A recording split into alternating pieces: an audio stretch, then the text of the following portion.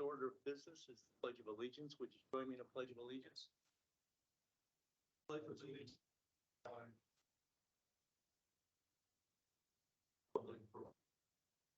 One nation.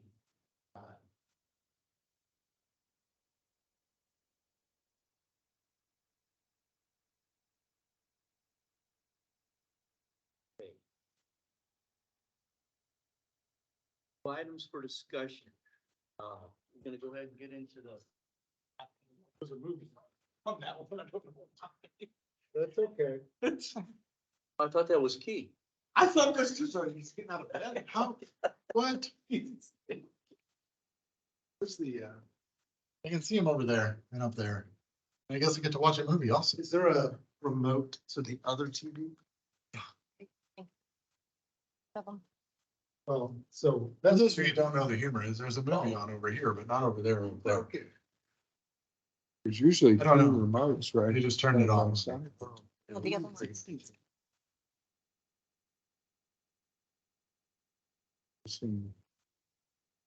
Oh, he's gone. This is the movie hub. Play the tune. Looks interesting.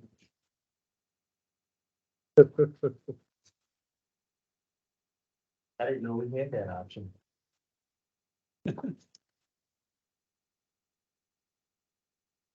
I'm John and Harry, all TV channel community. The Denzel. Well, There you go.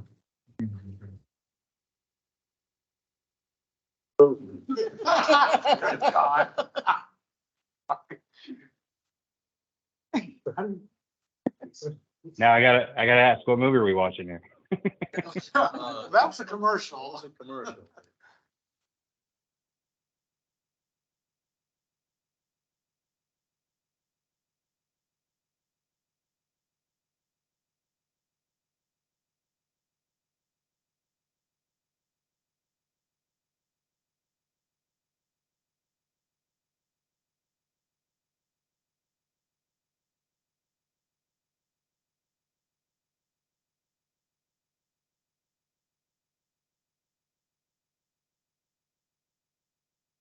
Yes, and it is, he's. be bad. Go in there. No, it's at home. I'm not a person that's. My husband is. That's not a bad one. You feel less about it. Well, while you guys are working that out, I told a couple of folks, but I'm not there this evening because my wife has come down with COVID. And I'm not feeling that well either. So just out of an abundance of caution, I wanted to just let you guys know that's why I'm not going to be in your presence this evening. So Appreciate you keeping that at home. We'll just go with the ones. Yeah, fine. You don't need to, as long as we can see it first.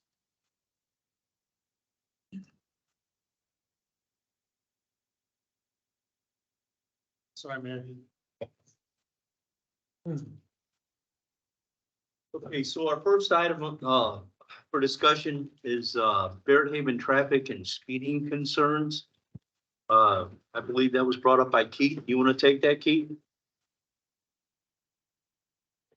yeah, thank you. So I've had several residents call me, talk to me, engage me about. Here, I'll just come on video too. Sorry.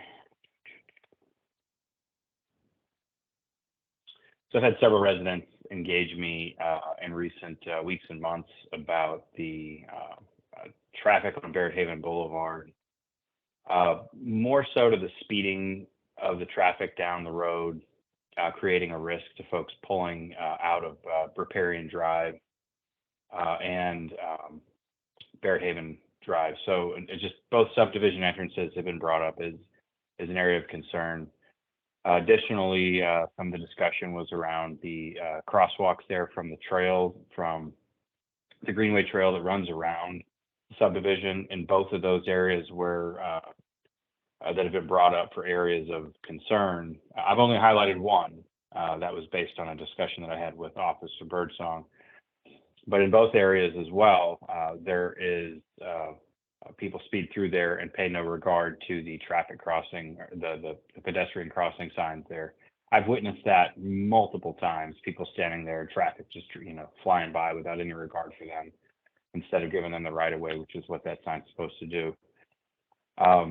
So all that to be said, I took some action and engaged some of the local Central Coast County police officers that support us, kind of talked to them about that. It's hard for them to really get to set up there and figure out, where people are speeding, how they're speeding at. I kind of have an idea where the risks are. So the suggestion that I got from the police officers was just maybe set up some speed trailers to pull some data from that. So I wanted to kind of offer that as the first path towards, kind of figuring out the best way to solve this. And I'm not saying I know the solution here, but I have talked to James, city administrator, and our city engineer as well, and kind of sought counsel from them on some good approaches here. So I know that they have shared a few thoughts with me, but wanted to just kind of tee it up, a little preliminary with, really pinning the problem we've got down. It's speeding and no regard, no stop signs or any sort of traffic mediation for those two areas. But so I guess James and Tom, I know I've talked to both of you guys. So I think Tom had put some really great ideas out there about even some possibilities, but it's probably again preliminary, but just wanted to put this up there. So it's really yeah. Yeah, I was gonna, so I do want to bring to everybody's attention just multiple ways we can approach this. First, there is a process that we started as a city back in 2021, in which an HOA or a subdivision can make requests for specific types of traffic calming issue or traffic calming measures related to concerns that might be raised. That was included in your packet. It's resolution 352. Now, I want to make sure we understand that doesn't require us to only go about this that way. Obviously, if we have identified through data collection or other means that there are traffic issues which have been reported in that area, then as a city, we can address them without going through this sort of like agreement with the HOA. I think one of the things that we do want to make sure we do, whatever we do, is that we do want to at least try to make sure we have an engagement in the neighborhood with whatever the traffic calming measures are and buy-in, because some of the traffic calming measures ultimately they put everybody at an inconvenience in some way. That's why they're traffic calming, because they make you slow down, right? And so people who are driving the speed limit are also going to, depending on what we do, have to stop at a stop sign, go over a speed hump, a bump, avoid a chicane or some other sort of obstruction in the street that you put down in order to slow the flow of traffic. So I would like to start by having, I think Officer Birdsong is already working on getting some data collected through the trailer, speed trailer. I'd also like to maybe talk tonight if we want to engage our city engineer. I know he has the ability to do some traffic counts and do some average daily speed, and Tom Mears does speed, right, as well? Yes, sir. Yeah, does speed and traffic counts to give us the opportunity to collect some data and then further discuss both internally, but then also with the HOA, what would be the appropriate measures that would both be effective, but also be acceptable to the residents of the neighborhood. So that's my thought, my suggestion. I don't know if we necessarily have to go a petition of 40% or 50%. I don't know what the number is here. 50% of residential lots or 67% of owners, but I still think we should at least try to have, if we're going to do any kind of large scale or any kind of moderate even improvements to the area, that we have some sort of public meeting to engage residents in that area too. So, Yeah, I'd like, are we talking Like chin wise, are we talking about in the neighborhood doing something or on the main road? Both the side streets in the neighborhood to the main road, Barrett Haven. In my mind, the Barrett Haven Boulevard, that's not necessarily a residential street. That's a through road with multiple neighborhoods and multiple businesses off of it. EJ's neighborhood is off that same road. So I wouldn't expect the HOA to have to carry much burden on there. If there's something inside the neighborhood, then yeah, I think that agreement that we, or the yeah, resolution we passed. I was gonna, I don't think it's a matter of I was burden. gonna, I think it's a matter for them. I think it's a matter of just making sure that those are the people that are going to drive it more than anybody else, more or less. I would hate to do, well, so I'd hate to do something to the that- street and everybody over there is inconvenienced to the point that they're not happy. That's fair. So, Well, to Mike's point, and that's something that I want to kind of bring up, is the people that do go through there, anybody that lives in Barrett Haven subdivision already has a stop sign when they're leaving. And it's the people that don't, because if you live in the subdivision, you're going to go out one of the two exits and you're going to go the other direction almost 98, 99% of the time. So it's the people that live there are not going to be burdened by it. It's the people that are passing through, because technology connects to Henning, and all the neighborhoods over in Henning use it as a shortcut to get to technology. So those are the people that go through there at a high rate of speeds, but not all of them. But I think that those are the people that are going to be burdened by the stop sign. It's it's very much not going to be the people that live within the subdivision, because those people already have a stop sign on their way out.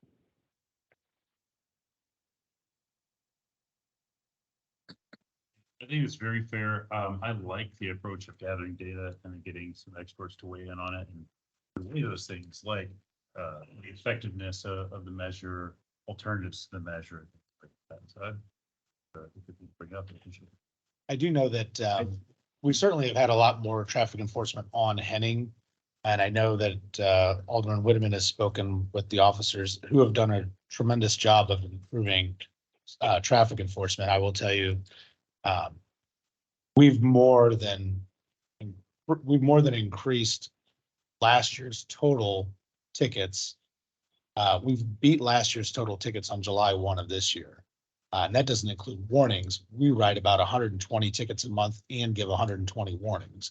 So it's 240 stops, which is like quadruple what was even happening last year. So people, you would hope that they're getting the picture by now that slow down, but that's not necessarily always been the case. But traffic enforcement has certainly been up. And I hope that it's making things a little bit safer on the street. I hope that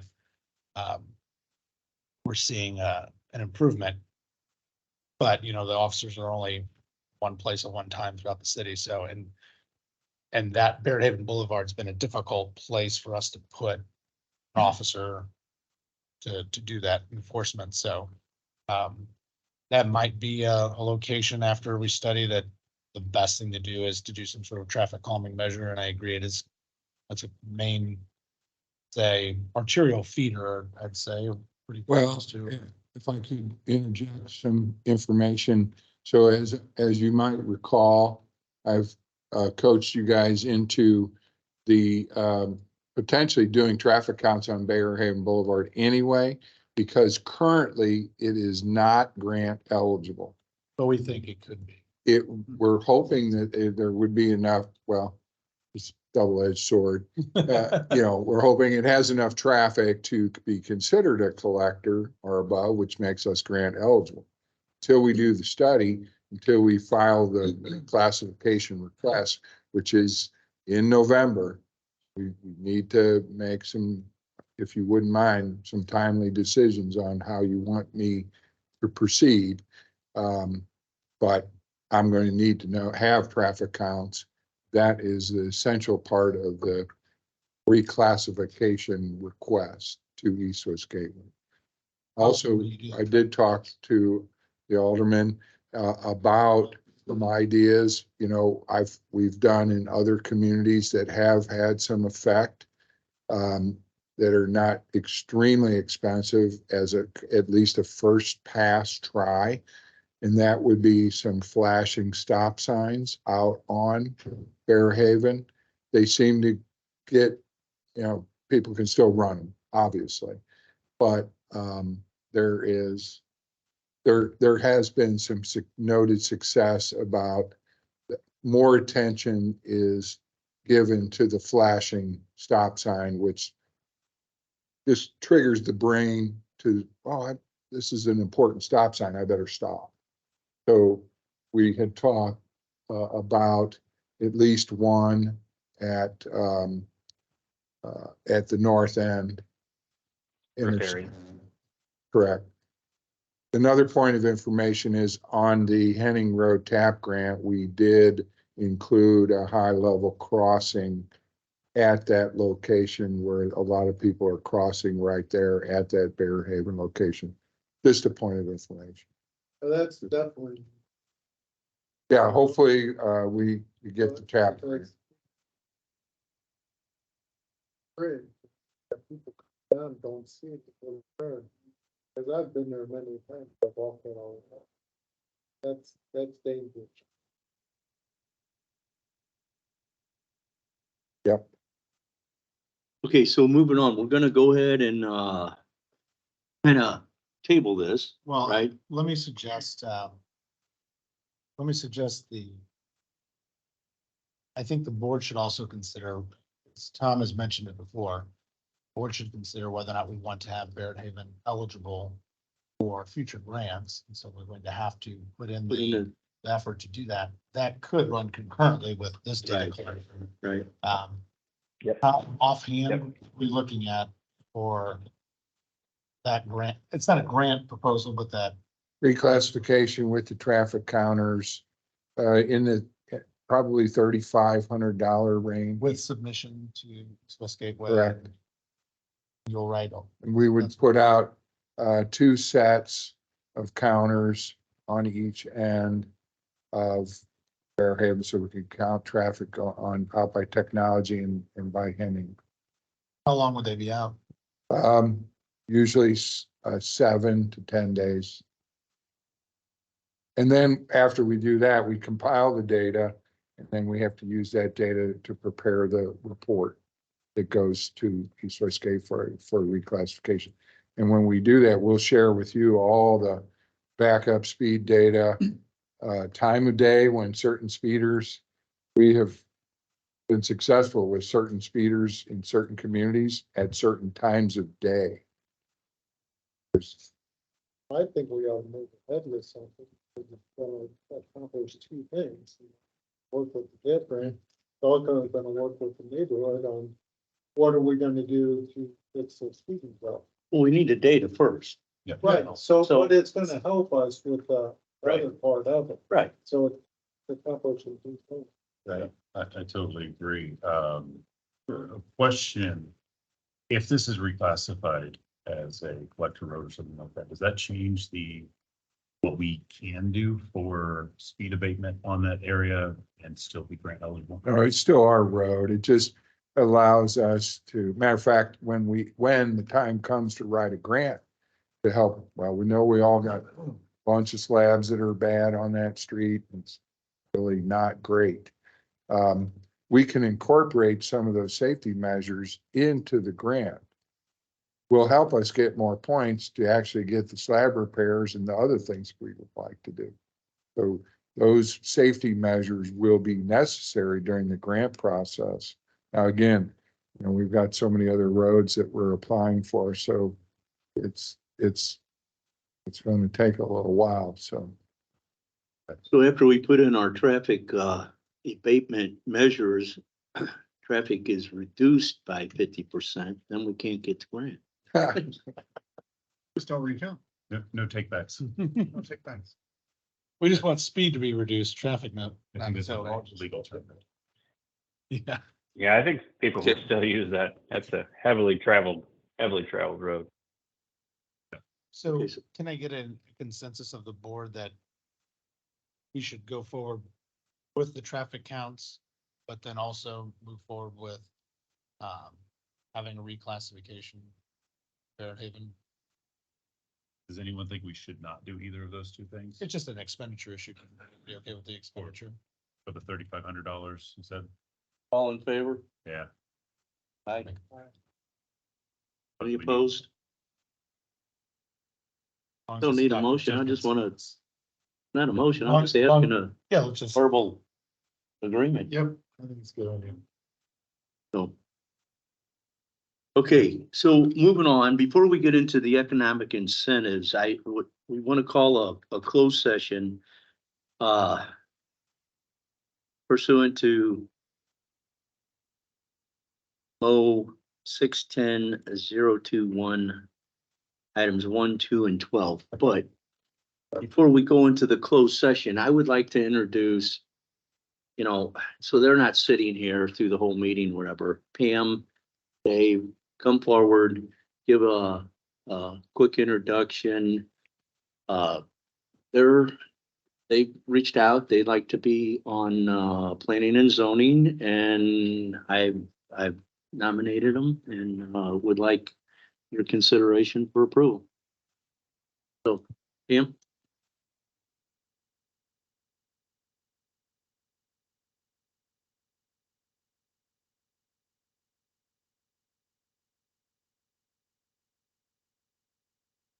Can somebody get her a microphone, please? Oh, yeah, Pam, you have that microphone right there and talking to us so he can hear. Thank you. That better? Loud and clear. Thank you. Oh, sure. I'm sorry, I'll start over. I'm Pam Pollard. I've lived in Dardenne Prairie for 18 years, in 2 different subdivisions, one small, and then about 3 years ago, moved to one of the larger ones, Bainbridge. Prior to that, lived in O'Fallon for a few years, and I'm originally from St. Louis County. I did serve on planning and zoning for Maryland Heights, back in the mid to late 90s. Don't exactly remember when it was. I went to University of Missouri St. Louis for my undergraduate degree, and I have an MBA from Webster University. I work for a division of what used to belong to Mallinckrodt and is now called Guerbet. It's a French-owned company. I'm a national sales manager selling medical devices. So I do travel a little bit, but not a huge amount.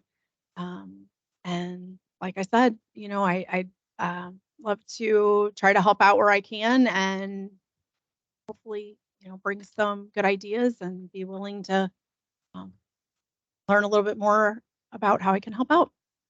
Any questions? I'm used to a way tougher crowd. Like I'm used to people asking really hard questions. Okay, thank you, Pam. Dave? Thank you. Northcutt?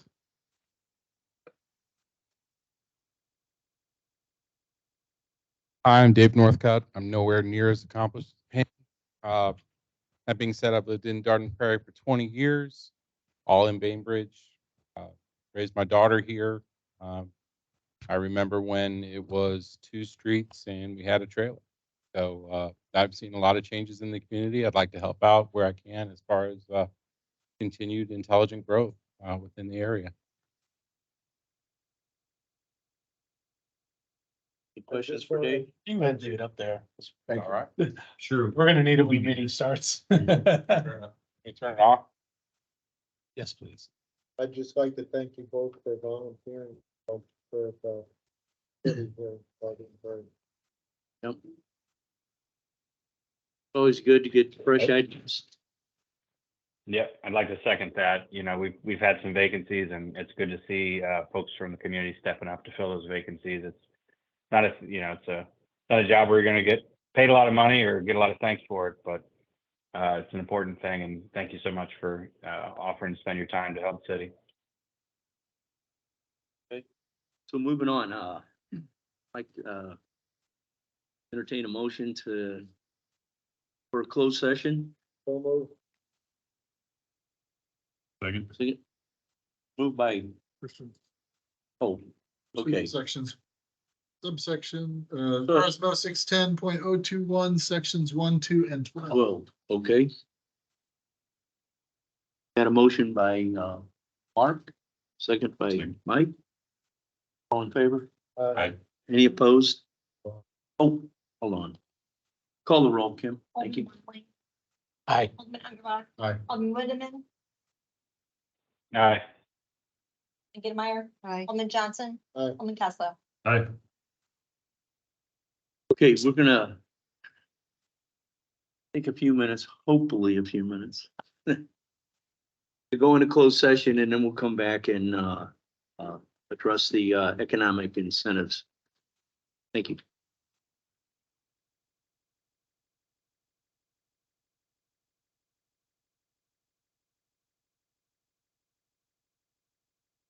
Start without me. It might take me a minute to get there. Oh. Dang it. Yeah. Joel, he missed last. Already been.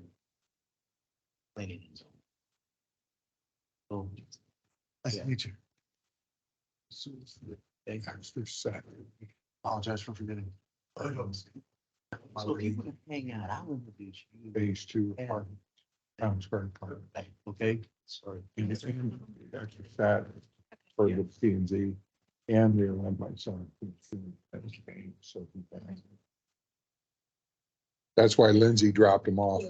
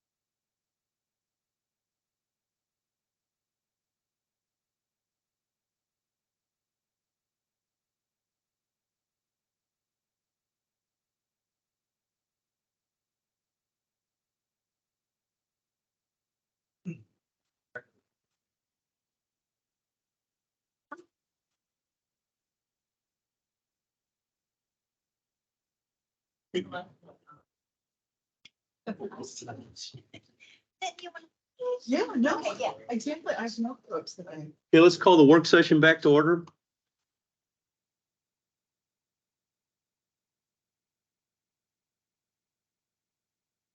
All in favor?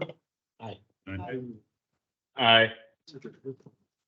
Any opposed? Here none, the work session is back in order. Okay, so our next item for discussion and consideration is economic incentives. James, you want to go ahead and kick that off? Sure. So you have before an original RBA that came from myself and the city attorney regarding a draft economic development policy, incentives policy for the city of Darden Prairie. We started off that conversation back last November, I believe it was. We put it off, had some time to talk about it a little bit, but Alderman Costello had made this a priority. He'd like to resurrect the conversation on it. And so I provided you guys with the original RBA. I think Alderman Costello also sent out his RBA requesting it to be back on the agenda, as well as some additional information about what other communities do. We also have the original, I won't say it's a recommended, the original draft policy that the city put together. So with that, we just love to have input as far as what direction we'd like to go. As far as just giving the staff direction on a set policy if we'd like to adopt one as a city. Yeah, I'll kick it off. We looked at this as a board back in December. There are a few new members on the board since then. Back then it was met with unanimous consent in a workshop. It'd be well received. It never made it onto an agenda, but hoping to correct that now. With one change, when I first saw this, I reached out to the EDC, Scott Drachnick, and solicited his feedback. One of the things he recommended was taking it a step further, past just what the economic incentives were and what the city was willing to do as far as the situations where they would apply, but also put some constraints and expectations around the quantities and tie them back to what really matters, and that is bringing jobs to Missouri, at least for him. That was his focus. I think it's a great idea. I started looking into the cities around us. St. Peter's and Golden Springs both have pretty robust and direct economic incentive guidance that includes the number of quality jobs required to be eligible for economic incentives in their communities. Quality jobs are defined, typically point back to the Missouri Department of Economic Development and specifically the works program that they have right now. And based on where you are, rural, suburban, urban, it is a percentage of the county average wage. So typically everywhere from 90% to 120% of the average county wage, depending on those different areas, is considered a quality job. So we're not looking for somebody to come in here and pay minimum wage to 100 people and say, hey, look how much we brought to your community. We're looking for people who are going to really invest and bring some substance. So I would ask that we work with city staff to take the original, which I think is pretty solid on its own, and add in some constraints similar to, I'd say, St. Peter's, to bring it into a position where we have actionable guidance. Okay. One thing I want to make sure everybody's clear on too, if you look at the policies, both by Weldon Spring and St. Peter's, most of the county, what we're talking about here is for chapter 100s. The economic development policy that the staff put forward does cover neighborhood improvement districts, community improvement districts, transportation development districts, TIFs, tax increment financing, and then also chapter 353 urban redevelopment corporations as well. So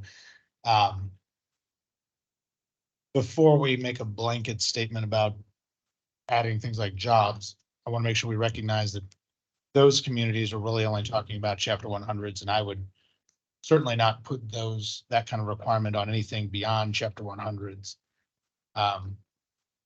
Just because those tools are meant for a different purpose other than job creation. Per se, those could have, obviously the transportation development district is about transportation improvements. It's not about making jobs. Community improvement districts, same thing. There's about improvements in the community, whether that be transportation, amenity related, stormwater, et cetera. So I just want to make sure that we understand that, unless that is the board's wish to tie all of those to job creation. I would recommend against that, being is that those tools are used oftentimes for things outside of job creation. Yeah, and I think it's a good clarification to make, and absolutely right, because we don't want neighborhoods that are needing to be remediated to say you can only do it, but you got to bring in 80 well-paid housekeepers in your area to create jobs.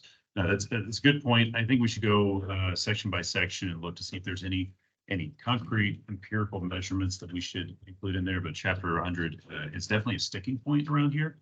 And I think we've got good baselines in our neighboring community, but the others, I totally agree. I think there's a couple, I think we also want to know, as you're looking at those job numbers, specific job numbers and types of wages generated, I think everybody really needs to think about, okay, well, if a business is generating exit Y, what is that worth versus a business that's generating data? Those two things could be different, whether we think it's, okay, what are we willing to do?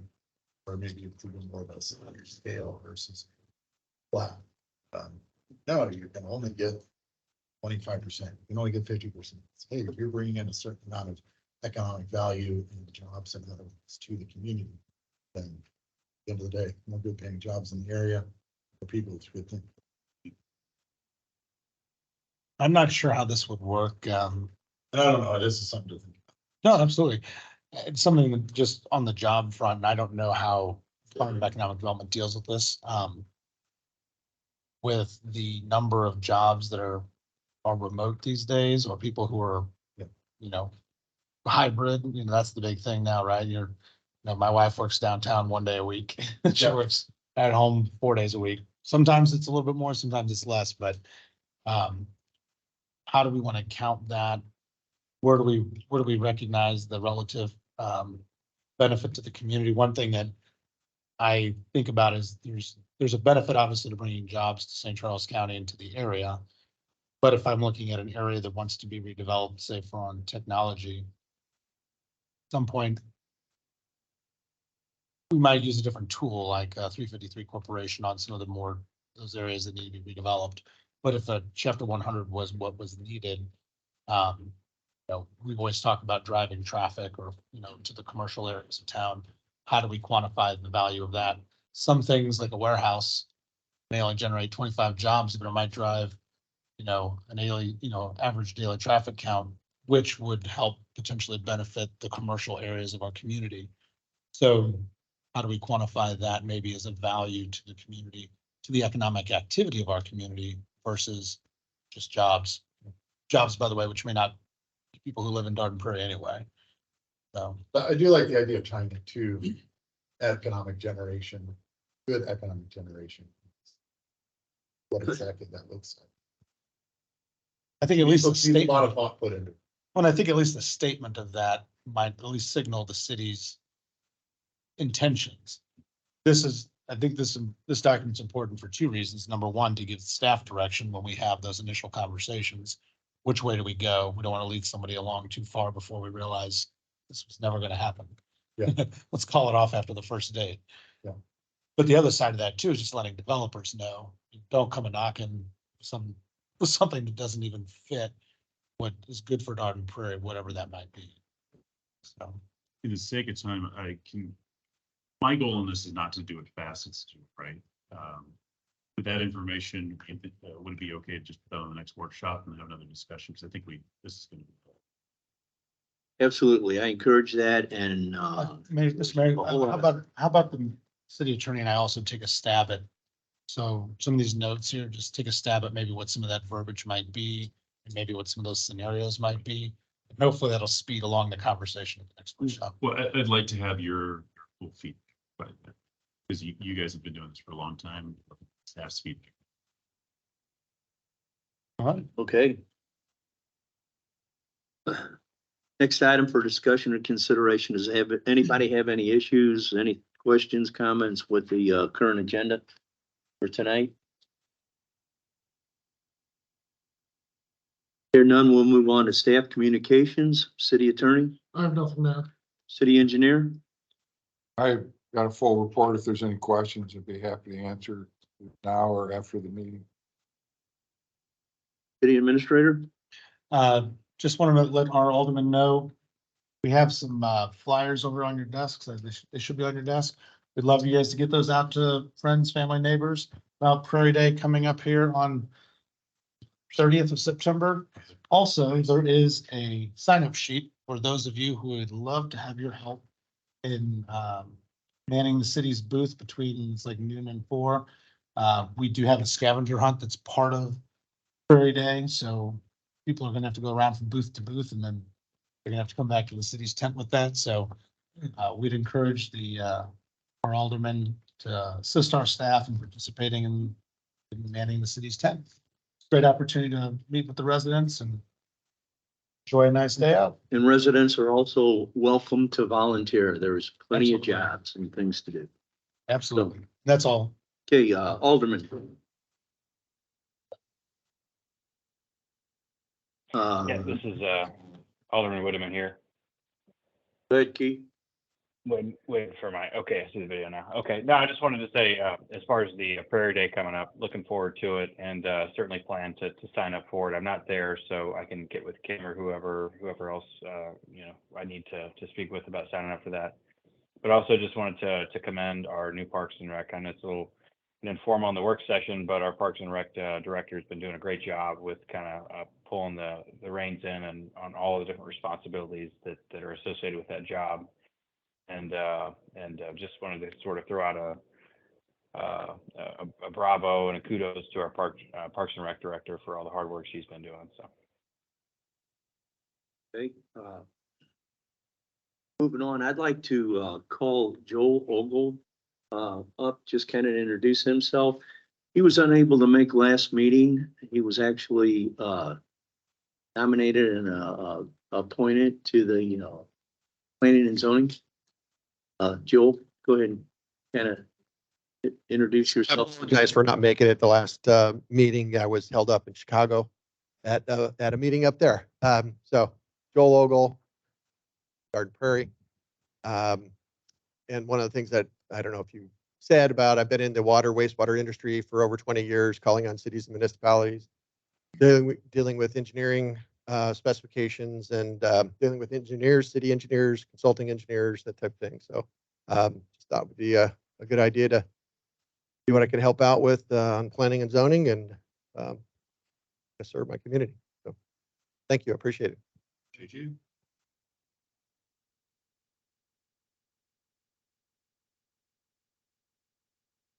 Thank you for offering your time to serve the city and share your experiences with us. Got a motion to adjourn the work session? Second. Got a motion by Justin, second by Mike. All in favor? Aye. Any opposed? Aye. That was in favor, right, Keith? Yeah, it was an aye. Sorry, that turned off too quickly. Okay. Any opposed? Here none. The work session is adjourned. We're going to take about a 5-minute break and then come back and get into the regular board meeting.